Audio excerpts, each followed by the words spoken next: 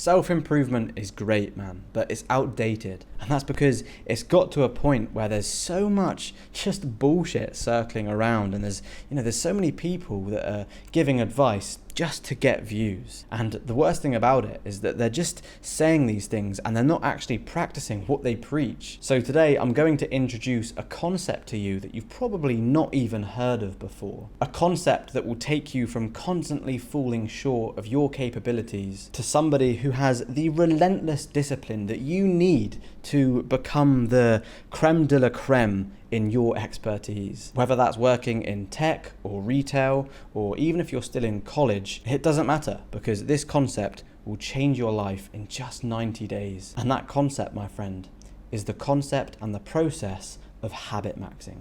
Let me tell you exactly how you can do it. So it all starts with knowing why you need to change. And you don't just need to know it, but you need to fully understand it, man. Why do you need to habit max? And just so you know, habit maxing is essentially the process of building, retaining, and optimizing your habits. So with that in mind, get yourself a pen, get yourself a piece of paper, and literally write down all of the different pains and the struggles that you have been experiencing in your life. Why is it physically and mentally not possible for you to stay as you currently are in your life? People often talk about, the importance of writing down your goals and, projecting and imagining and manifesting where you want to be in so amount of months or years or whatever. And, that is great, don't get me wrong. But I think it's much more useful to write down your pains. And the reason for that is because as humans, we are almost naturally attentive towards our pains. We tend to focus more on that. That tends to motivate us a lot more. So when we get really clear on this,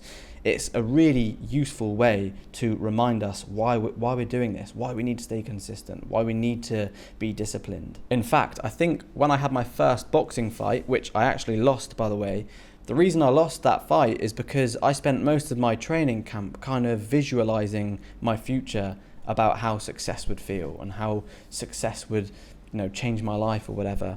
But yeah, like I said, I actually lost that fight. But in my second fight, which I happened to win, I actually changed a couple of things in my training camp mindset wise, because not only did I focus on the future and, visualize what it would be like to have success, but I also really honed in and focused on my pains and my struggles and why this meant so much to me. What bullshit had I been through in my life that I could use as fuel to literally motivate me to get that win. And this was just so much more motivating for me, and it just really installed this discipline into my system that I'd never had before.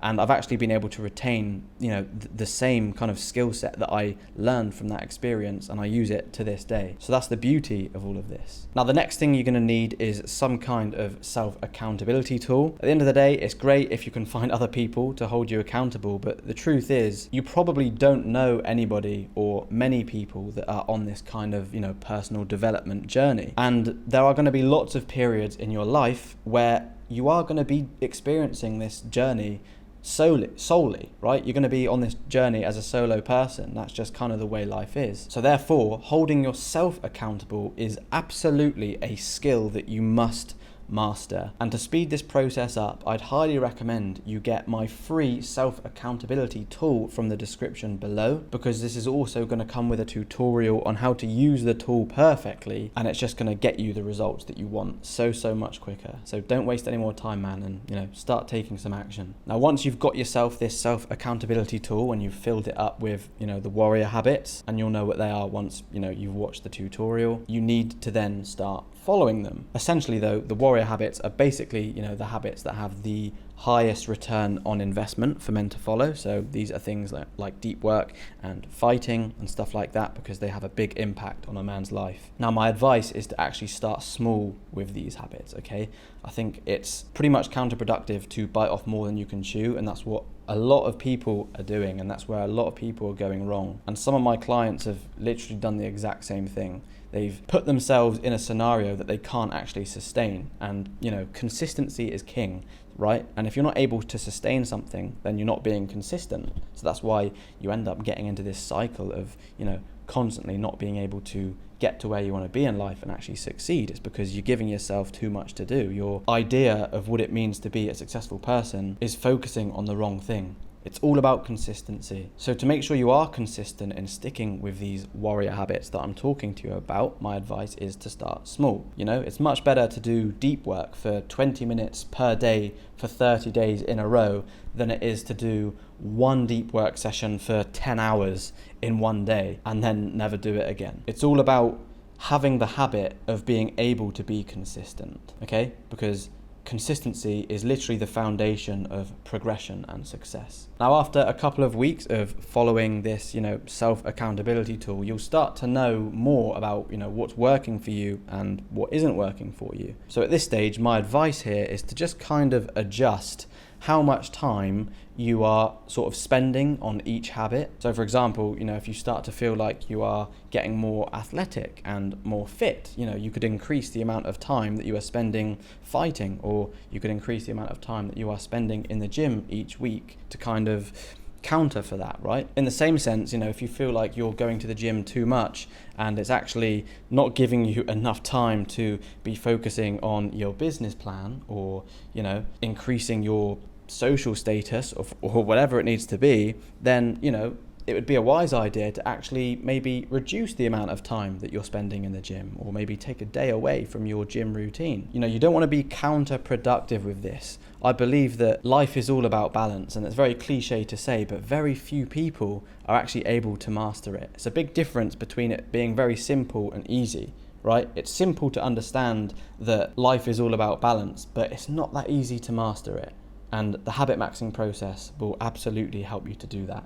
So let's move on to step 5 of this habit maxing process and how you can develop a winner's mindset and a mindset of rich people. So number 5 is all about refining the quality of your habits. So what do I mean by that exactly? Well, basically, it's all well and good of having the consistent habit of, doing something like going to the gym consistently. That's absolutely fantastic. But the next stage of that is actually making sure that you are achieving the kind of highest standard of that skill. So if you're in the gym, are you lifting the right weights? Are you making sure that you're incorporating progressive overload? Are you ensuring that your routine is delivering you the best results? Essentially, are you maximizing your muscle building potential? If not, that would be something that you could start to work on at that moment, because you've already developed the habit of staying consistent. Now it's just about making that habit even more perfect. Another example would be, are you telling yourself positive affirmations, or the right positive affirmations, to